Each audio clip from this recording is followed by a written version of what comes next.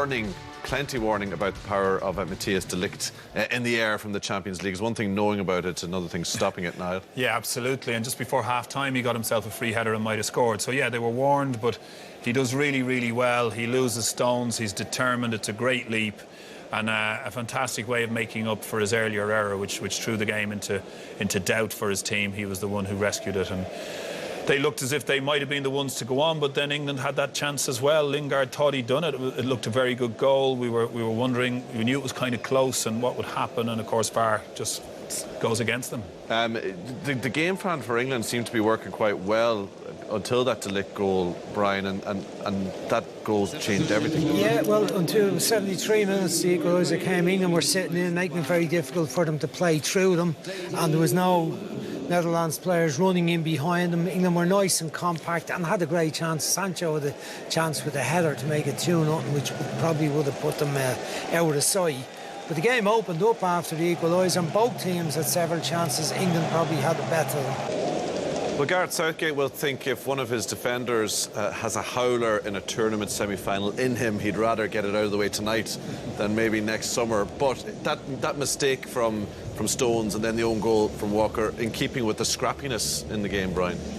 Yeah, but I mean, look, Memphis should have scored there in the first case. It's very, very scrappy in the end. Walker's a bit unlucky because it was going wide, the attempt from Promise.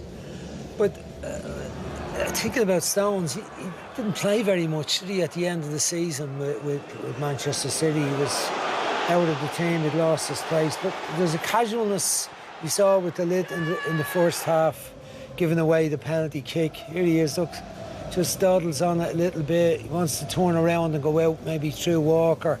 But fair play to the boy, he put him under pressure. It should have scored. He could have ran it in. When you see when he gets here, look, didn't need to shoot so early. The goal was open. Good save. Butland initially, Pickford initially was a good save. There's been mistakes like that throughout the match, and I wondered, is it the 3 or 4 weeks since they last played thing that we were talking about at the weekend? You know, is it a sense that maybe they're sort of end of season syndrome going on a bit, Niall? Or is it just fatigue, or what do you think? It's a comedy of errors.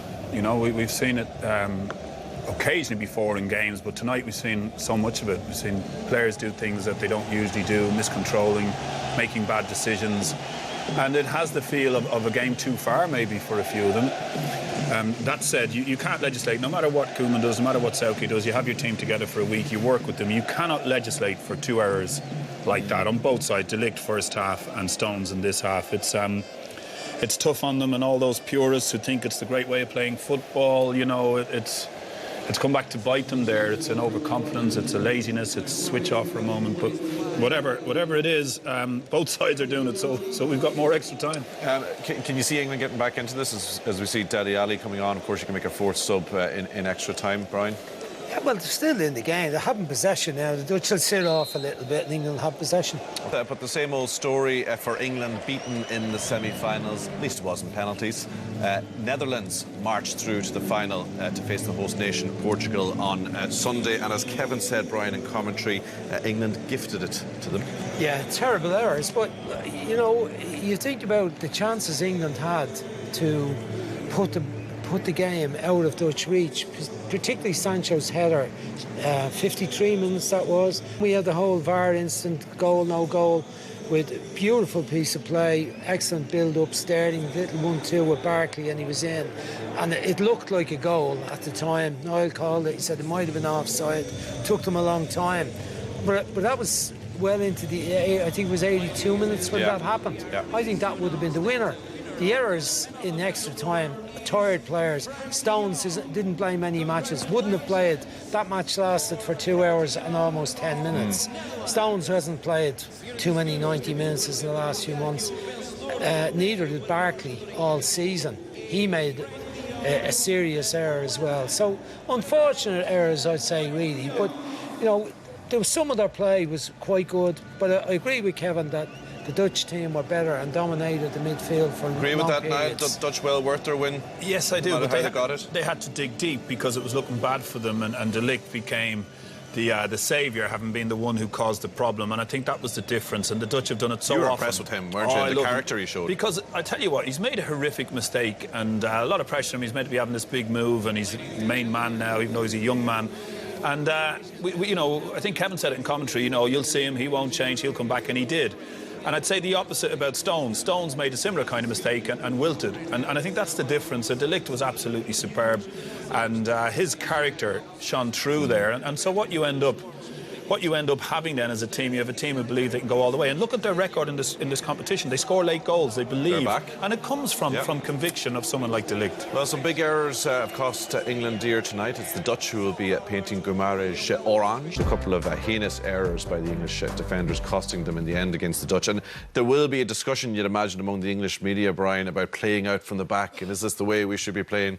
They might even want to bring back Big Sam if things get drastic. But, you know, that'll start off. And you've put together a sequence of stuff from throughout the match that show they weren't quite at it. Yeah, but look, they got the height of praise for how they played in the World Cup under Gareth Southgate. They played with 3 centre-backs. Walker was one of them. This is Barkley's crossfield ball.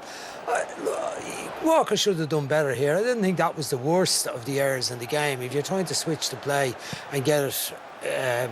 open up the game. This with Maguire, it's the sort of thing he used to do when I saw him playing with Hull, and I'd be impressed when he go by players. But he's got to make a better decision about when he decides to take people on in the crowd.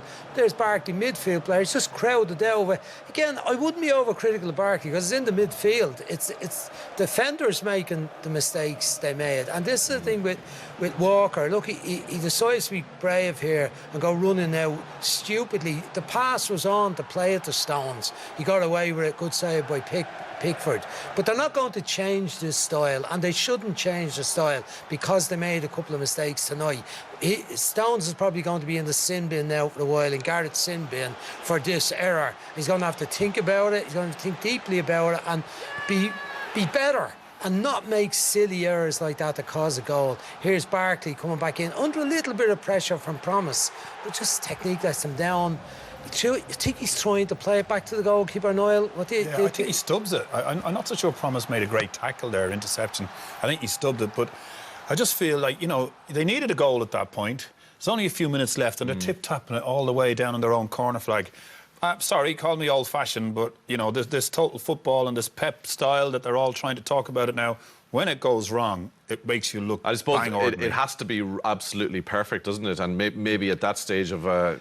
Well, it's not without risk, Tommy. Yeah. If you were centre-half, and that's why Maguire got into the team so quick, and other players were dropped. Manchester United centre-half was dropped because he didn't see him as a runner out with the ball. In the 90 minutes, though, there was a major moment that we thought was going to win it for England and send them into the final. It was the goal that was denied but this VAR. This is a brilliant piece of play. Great work from the back. You didn't see Chilwell pushing up like this in the first half. Lovely play into Sterling. Barkley's ball. So precise, good run, and it looked like, you know, it looked like a good goal at first. That was a move that was built out from the back, in fairness to them, wasn't it? That's the game they're trying to play, and you just see his foot is ahead of the freeze there, his right hand, which you can't score, his shoulder is.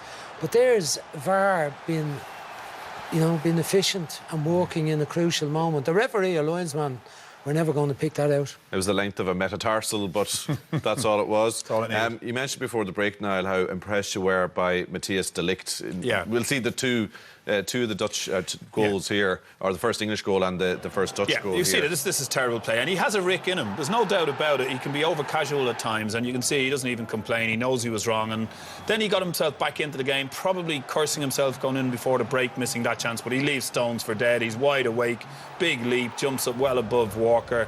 That's determination. That's a captain leading by example as a young player.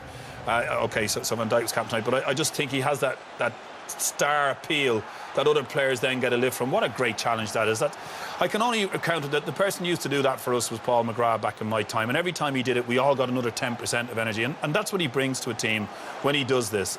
It's absolutely brilliant, and for a man to be able to do that after such a horrific mistake tells you everything you need to know about his character. 19 years age. 19. I saw him make his debut when I saw him on TV. He was 17. He made a couple of awful errors. He got panned, and he came back and was brilliant straight after. OK, thanks for that, chaps.